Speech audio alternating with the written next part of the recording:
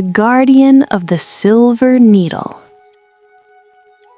The rain began not as a storm, but as a whispered secret against the soil. In the heart of the garden, the rosemary bushes rose like ancient, fragrant skyscrapers, their needle-like leaves catching the gray light of the afternoon. As the sky deepened to the color of a bruised plum, the dew keepers emerged from the hollows of a nearby oak.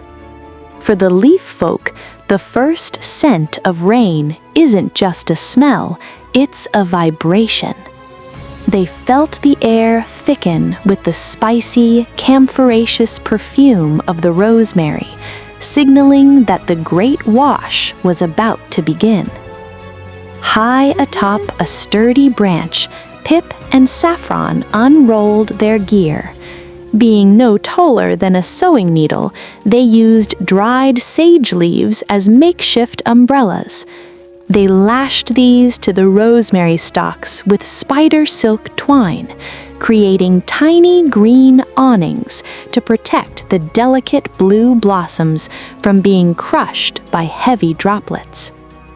The rain arrived as a fine silver mist.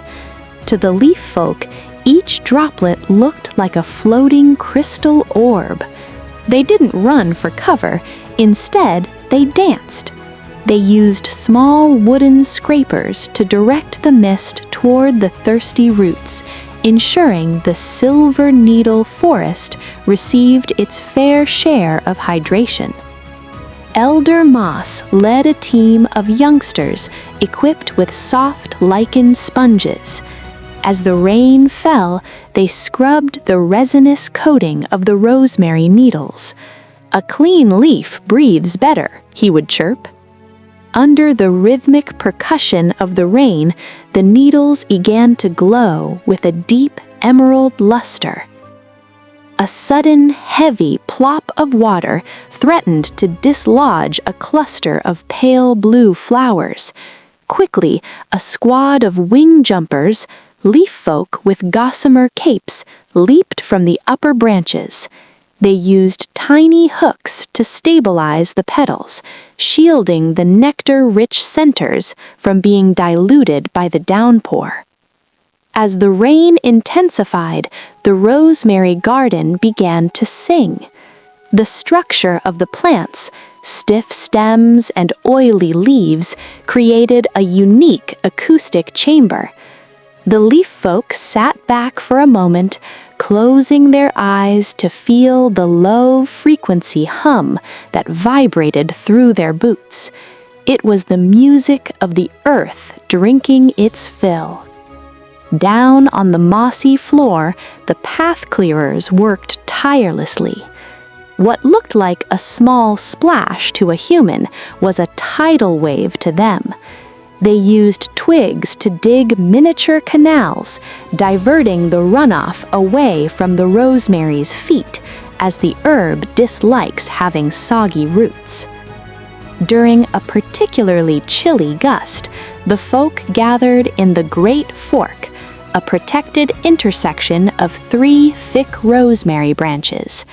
They passed around thimbles of warm clover-honey water, their breath misting in the cool air, while the spicy scent of the wet herb acted like a giant, fragrant blanket around them.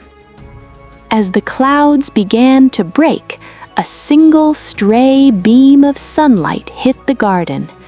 Every raindrop clinging to a rosemary needle turned into a prism. The garden transformed into a hall of 1,000 diamonds. The leaf folk stood in silence, watching the rainbows fracture against the silver-green leaves. The rain slowed to a rhythmic drip. The leaf folk began their final rounds, shaking excess water from the heavy branches and tucking the garden in for the night. As they retreated to their cozy knotholes, the rosemary bushes stood tall and strong, like quiet guardians, watching over them while they sleep. Now it is time for us to say goodbye to the leaf folk and their magical garden. The rain has finished its work, the plants are happy, and the tiny helpers are fast asleep.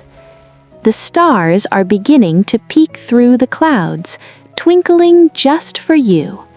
Close your eyes now, breathe in the imaginary scent of the magical rosemary, and drift off into your own beautiful dreams. Good night, little dreamer. Sleep tight.